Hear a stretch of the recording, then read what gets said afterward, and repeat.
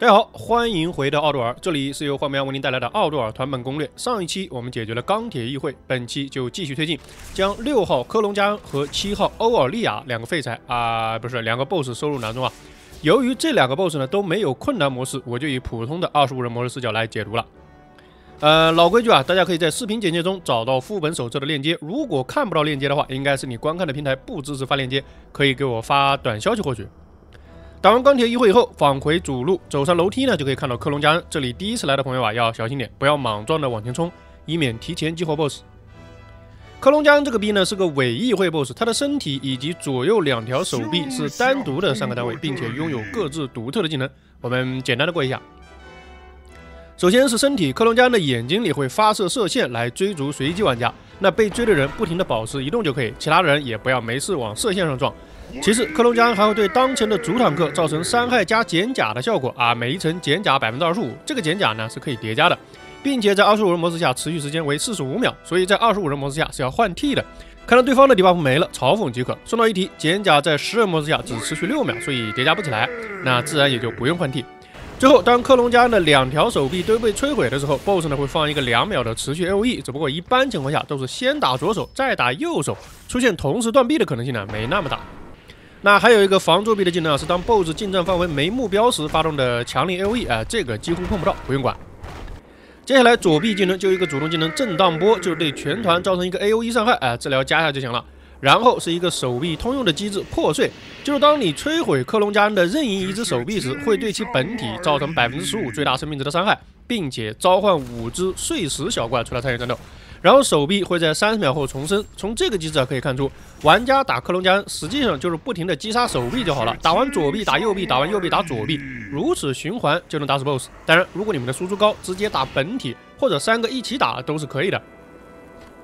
来看右臂，主动技能是岩石之握，右臂呢会转住3名随机玩家，使其不断受到伤害。玩家必须对右臂造成足够的输出，才能让右臂松手把玩家放出来。否则时间到的话 ，BOSS 呢会直接捏死那些玩家。那应对这个机制很简单，当有玩家被抓之后 ，DPS 转火打右臂就好了，很容易就能救出来。而右臂的下一个机制呢，就也是破碎，跟左臂一样的。这里呢要稍微提一下破碎召唤出来的碎石小怪啊，他们会不停的释放岩石星星，就是一个对周围的 AOE 效果，并且会叠加物理异伤。但这些小怪呢都不厉害，随便 A 一下就死了，所以这些技能也就没什么存在感。严格来说，就是近战别上，让远程 A 就好了。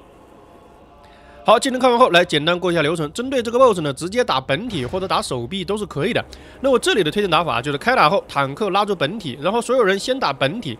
当右臂抓了人之后，所有 DPS 转火右臂救人，人救出来后继续打本体，然后就重复这个流程就好了。只是打的过程中呢，顺带 A 一下手臂，然后看到手臂没血了，顺手打掉就好。毕竟打爆手臂能对本体造成 15% 的伤害呢，划算。如此循环个9轮 ，BOSS 就倒了。没办法，这家伙啊就是这么菜，要不是右臂会抓人有点麻烦，不然都可以无视他。你看左臂那个 AOE 啊，就可以直接无视，治疗加回来就好。打完克隆加恩之后呢，他的身体倒下来化为桥梁，玩家走过去，来到观测场，面对7号 BOSS 欧尔利亚，也就是江湖传言的猫女。这个 BOSS 一开始背后呢就带着4只圣所警卫，并且在战斗中 BOSS 还会召唤一种额外的圣所防御者，都是些豹子类型的小怪，只不过花色不同而已。当然技能也不同，我们分别来看。首先，欧尔利亚的本体第一个技能音速尖啸，就是对面前放出伤害非常可怕的冲击波，由震波冲击的一条直线上的所有敌人分担。那为了应对这个技能呢，近战要跟坦克站一起打正面，并且治疗和远程也应该保持在坦克后方，这样全团一起分担的话，这个伤害呢就没那么可怕了。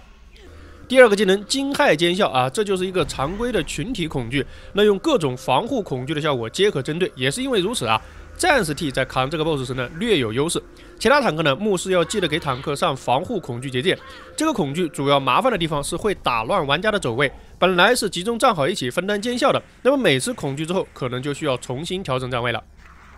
第3个技能警戒冲击，这个技能一般接在恐惧之后释放，和恐惧形成一个连招。奥尔利亚经过4秒释法，放出一个足以灭团的持续 AOE， 好在可以打断，所以在恐惧后一定要有人立马解除恐惧来打断这个技能，否则放出来就是团灭。所以一般呢由主坦克来打断，毕竟主坦克一般都会有防护恐惧结界的。第4个技能守护虫群，听起来很屌啊，实际上就是召唤一群小豹子出来攻击玩家。这群小豹子攻低血少，几个 AOE 就能很轻松的灭杀掉啊，没什么威胁。最后一个技能召唤野性防御者啊，这是一个稍微强力点的召唤技能。开战1分钟后 ，BOSS 呢会召唤一只野性防御者出来。这个家伙的外形呢是一只皮毛上有白色斑点的花斑豹子，它的技能我们稍后再说。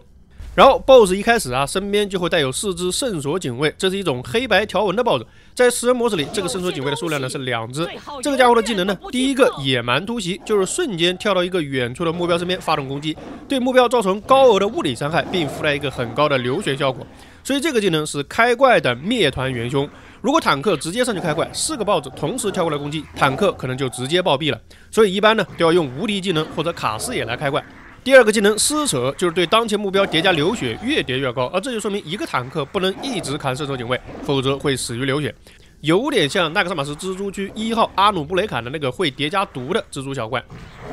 最后一个技能光环兽群之力，每个圣所警卫都会使10码范围内的其他圣所警卫所造成的伤害提高 30%， 这也就是为什么第一个技能野蛮突袭能秒替的另外一个原因了。总之，这个条纹豹子要么急速消灭掉，要么坦克就得分散来扛，以避免光环相互叠加带来非常可怕的流血伤害。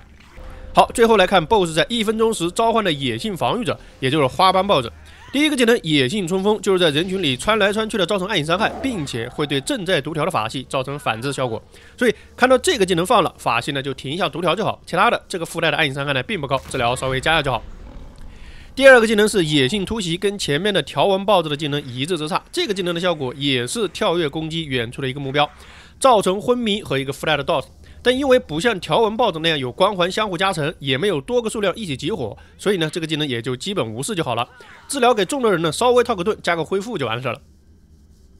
第3和第4个技能是这个野性防御者的被动机制野性精华，就是野性防御者在1分钟被 BOSS 召唤出来的时候啊，其身上会带有90%的野性精华 buff。这个 buff 呢，每一层都会提高其伤害。当野性防御者死亡时，会消耗掉1层野性精华的效果，让其原地复活，并在其死亡地点处留下一滩黑水。也就是说，这个野性防御者总共能复活9次，还能留下9滩黑水，十足的是个搅屎棍啊！那对其最好的处理方法呢，就是坦克拉住不管它，集中力量消灭 BOSS 优先。好，看完了3种主要战斗单位的技能后呢，来讲一下欧尔利亚的流程。首先是开怪。这在这个 BOSS 呢尤其重要。我们在技能里说过，如果像其他 BOSS 那样坦克冲上去接怪的话，很可能死于圣所警卫的第1轮野蛮突袭。那么常规的做法就是团队的所有人找一个楼梯或者墙角站好，然后猎人给替误导后，在 BOSS 即将经过的路线上放一个陷阱。这样呢，当 BOSS 踩到陷阱后，其自然会带着4个圣所警卫过来找主 T， 而拉圣所警卫的 T 呢，开始时也跟主 T 站一起，确保自己在进入怪物视野时就已经处于其近战范围内，这样呢就可以避免开局被野蛮突袭激活。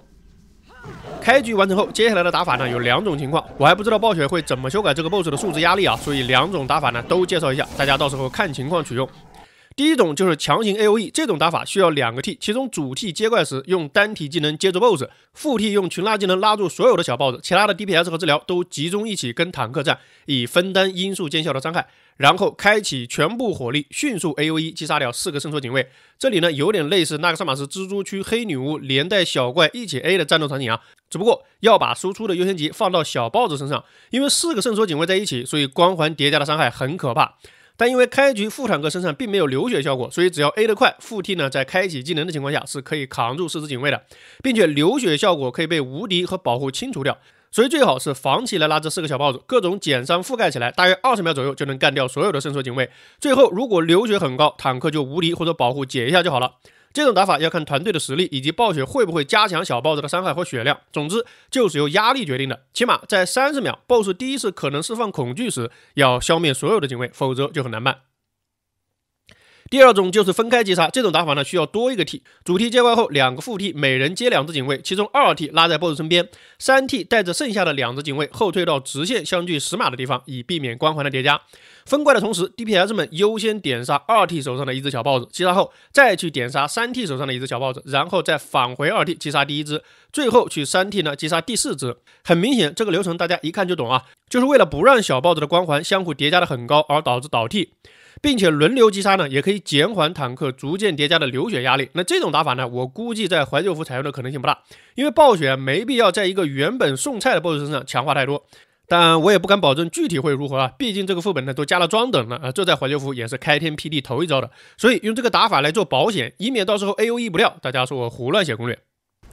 当处理完小 BOSS 之后呢，这场战斗就胜利一大半了。之后 BOSS 释放音速见效，那只要站位正确就是全团分担，治疗加好就没什么。然后惊骇见效加警戒冲击的连招呢，只要有一个能打断的职业解除掉恐惧并打断，就没啥威胁了。最好不要让主 T 动位置啊。那你们是否有足够的防护恐惧结界，以及是否有足够的萨满来放瘴疠图腾啊？这些都是我不清楚的，看你们的团队配置来。应对群体恐惧这种事啊，从60级开始一直都在做，根本不稀奇。1分钟时 ，BOSS 呢会召唤花斑的野性防御者，此时空闲的2T 接住，团队继续打 BOSS。如果不小心把野性防御者 A 的快死了，那么副 T 呢就将其拉出人群，在空地上让其死掉，这样黑水啊就不会放到大团。当野性防御者再次复活时，依然是副 T 负责拉住就好。如果真的不小心让其死在了人群中，主 T 带着 BOSS 和大团一起稍微移动一下即可。记住，只有在开局的时候需要卡墙角，之后因为恐惧和其他的原因导致位置的移动都是很正常的，只要确保能全团分担即可。好，如此这般呢，这个 BOSS 打着打着也就倒下了。哦，忘记那个召唤一群群居守卫者的技能了。这个小 BOSS 呢，真的就非常菜，稍微 AoE 一下就死掉了。我感觉大约比蜘蛛山麦克斯纳召唤的小蜘蛛强一丢丢吧。哎，为什么这个 BOSS 贴了那么多次蜘蛛去啊？怪哉怪哉。OK， 这样呢就把欧尔利亚的流程也过完了，很简单的 BOSS 对吧？毕竟装备运输车2连击不是盖的。那就这样了，大家可以在不对，技能手册的说明本视频开头已经说过了，那就略过。大家不要忘记点赞3连啊，这真的非常重要。下一期我们将正式进入奥多尔4守护的挑战环节。那么休息一下，稍后让我们继续去会一会颇有渊源的守护者以及他那珍贵无比的宝箱。